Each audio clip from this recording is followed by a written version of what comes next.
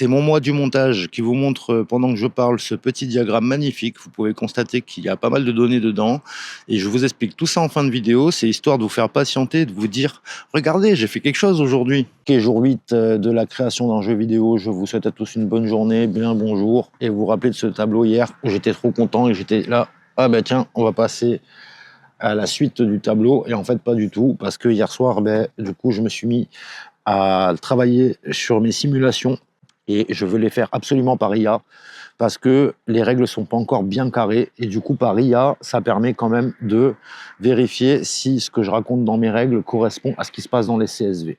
Et là, les gens qui connaissent un petit peu l'informatique me diraient: «Mais pourquoi tu vas faire des simulations par IA alors que tu peux simplement faire ça avec Python?» Et ils auraient raison. C'est beaucoup plus simple et beaucoup mieux de faire ça avec Python. Alors pourquoi je passe par IA?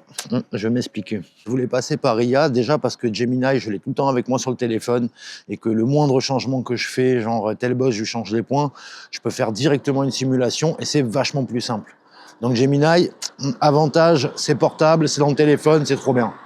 Et donc, le souci que j'avais avec Gemini à ce moment-là, c'était sûrement que j'avais commencé à lui emmêler un peu les pinceaux et du coup, il voulait plus faire de simulation.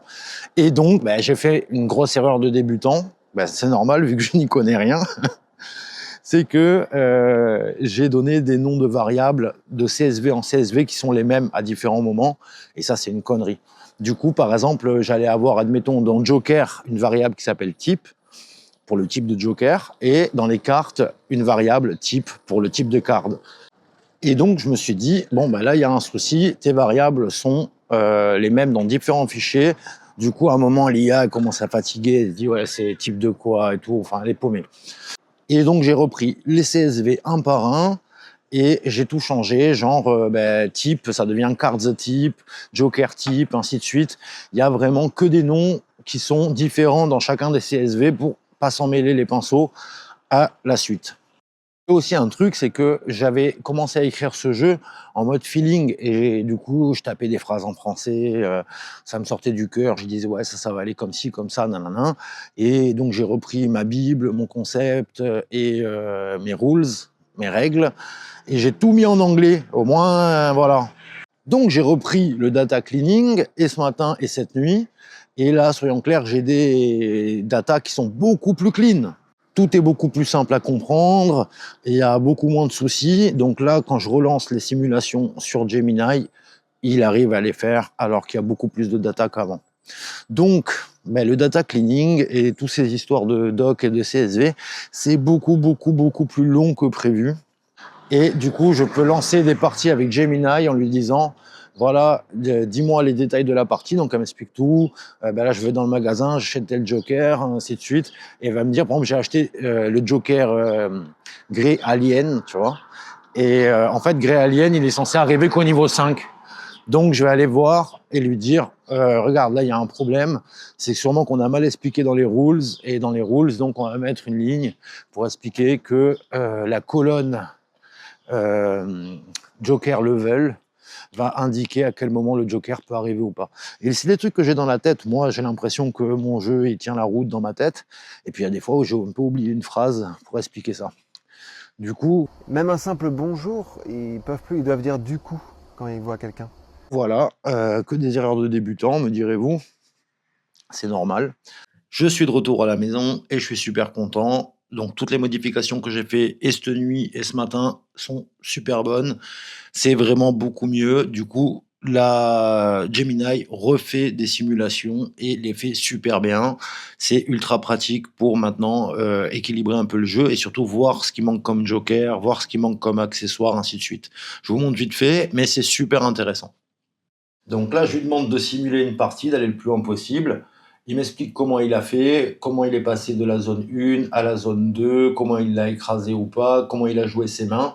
Donc ça m'a permis de voir qu'il prenait bien les 3 familles de cartes que je lui donne dès le démarrage, qu'il ne prend que les jokers sont bien comptabilisés selon leur niveau d'arrivée. Après avoir fait ça, je lui demande, avec joueur économe, agressif, stratégique et casual, et là, on se rend compte que clairement, mon jeu, il n'est pas équilibré pour un sou, il est beaucoup trop costaud pour aucun... Enfin, le casual s'arrête au niveau 1 et après, ça va maximum au niveau 7 pour le stratège. Donc, il faut équilibrer tout ça. Ce qui est cool, c'est que chaque équilibrage, je peux en discuter avec Gemini. Donc, par exemple, pour le joueur casual, il me dit, bon, bah, le premier level, il est à 400 points, descends-le à 300. Au moins, même un joueur casual, il s'en sort avec des paires et il comprend au moins un minimum la logique du jeu. Je suis content, les choses avancent super bien et du coup, je vais vous montrer ça sous forme d'un diagramme. Parce que là, j'ai rajouté un CSV pour les game modes. En gros, première partie, elle correspond à ça. Si tu as gagné la partie, tu peux accéder à la 2 qui débloquera tant de jokers ou ainsi de suite. Et j'ai aussi fait des filtres d'exclusion. En gros, tel joker n'apparaît pas tant que tu n'as pas joué celui-là ou des choses dans le genre. Du coup, tout ça, c'est un peu compliqué à vous montrer à chaque fois. Parce que moi, je l'ai dans la tête, je suis là, ouais, c'est super simple et tout. Et je vois bien le watch time. Les gens s'en vont. Les gens s'en vont, ils en ont marre de m'écouter parler. Donc, j'ai fait un diagramme pour vous montrer ça. Et ça sera sûrement beaucoup plus efficace pour que vous compreniez. Alors, ici, nous avons le concept du jeu qui découle la Bible et en découle les rules. Les rules vont dicter les calculs qu'on va retrouver dans Hans CSV. Hans CSV, c'est là où il y a absolument toutes les combinaisons de cartes possibles. Ça découle aussi rules pour définir la structure vers les boss. Les boss, là-dedans, on a les levels et compagnie, ce qui permet de savoir comment on progresse dans le jeu. Les boss, donc, on va jouer les cartes pour les gagner ou pas via les Hans CSV. Et ici, on a les jokers qui vont permettre de multiplier les scores, les conditions de unlock requirement dont je viens de vous parler, qui sont internes au CSV, et équipement CSV qui a de la condition d'unlock requirement aussi. Équipement CSV, donc on définit les slots grâce à ça, c'est-à-dire que si tu as un pagne, tu n'as que 3 slots, si tu as un autre équipement, tu en as plus, ainsi de suite. Et ça va permettre de linker les jokers, donc dans les slots. De la même manière, là, on a les game modes. C'est le truc que je viens de rajouter. Et ces game modes vont permettre de dire, ah ben là, via le filtre de game mode exclusion, on n'a pas tel équipement, ou on n'a pas tel boss, ou on n'a pas tel joker. Voilà, donc c'est peut-être pas ultra simple. Je me demande si je vais pas faire une capture d'écran aussi pour vous en parler derrière. Et ce sera peut-être plus visible à l'écran. Et je crois que je viens de faire une capture d'écran, en fait, au moins c'est plus simple. J'y vois vachement plus clair, je suis content, ça commence à être visuellement bon. Je sais où j'en suis, je capte mieux. Alors, ouais, je crois que je vais encore faire du CSV demain et aujourd'hui, ça avance super bien, je suis vraiment content. En tout cas, pour jouer le premier niveau, je crois qu'on est quasiment bon. Et plus ça va, plus l'IA galère moins à comprendre les données, à comprendre ce que je lui raconte. Et voilà, on a bien standardisé tout ça. Voilà, je pense que je vais arrêter ici la vidéo. C'est bon, on a assez vu. Et je vais vous dire à demain, en espérant que demain, j'ai fini tout ça, parce que ça serait quand même cool. En tout cas, je suis assez content, ça avance bien. Je vous remercie à tous pour les commentaires, les abonnements, tout ça. C'est super sympa. Si vous découvrez, mettez un petit like et tout. Je fais peut-être mieux de demander ça en début de vidéo, parce que je pense que personne n'arrive jusqu'ici.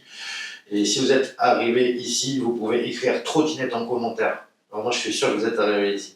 Voilà, je vous remercie, je vous souhaite une belle soirée et à demain, portez-vous bien. Ils sont complètement ravagés, les enculés de jeunes, quoi. C'est ça, voilà mon message pour eux.